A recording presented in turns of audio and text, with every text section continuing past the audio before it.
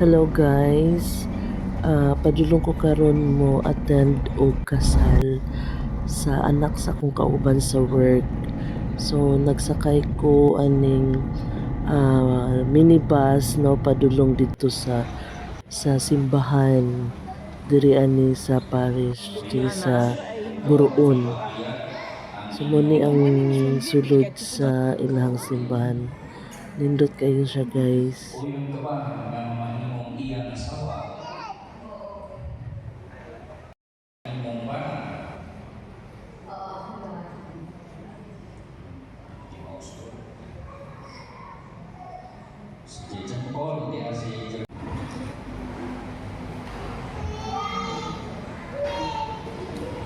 John Paul.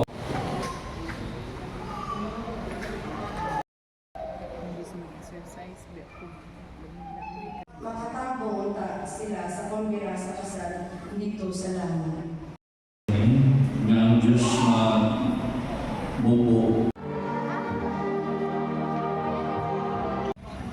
Okay, so nahuman na ang wedding ceremony. So padulong na dayon mi sa ilahang reception no.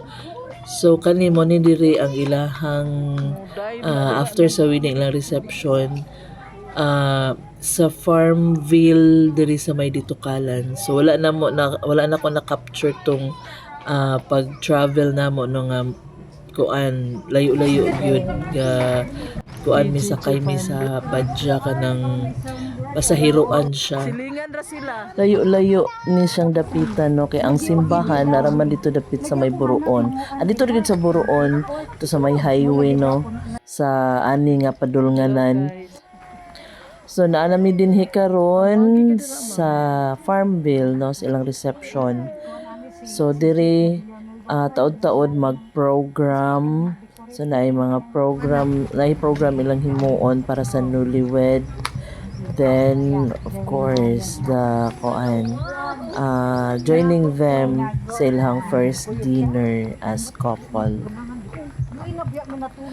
First time nako diring dapitan no. Kani gali akong kauban gani sa work kaning si Ma'am Yvonne no. Kani akong tapad kani akong kauban. Ilang balay na radira unahan murag upat lang ka balay after ani nandito ilang balay na pero karon pa pud siya kasulod aning dapita pod nga duol ra na iyang balay diri.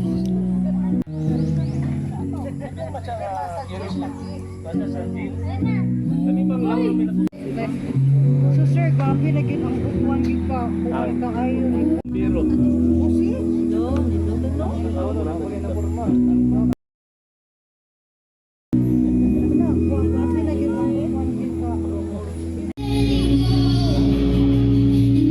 For your generous provisions. Murag wala jud pang gutom ang mga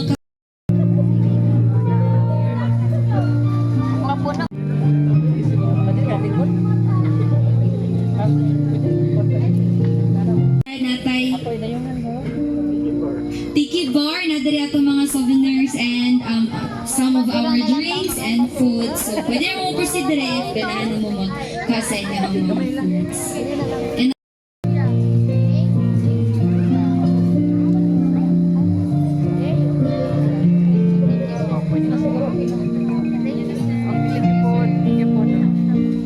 so pwedeng magkuhag souvenir one. Ma'am Bibi, ay Ma'am Bon. Thank you.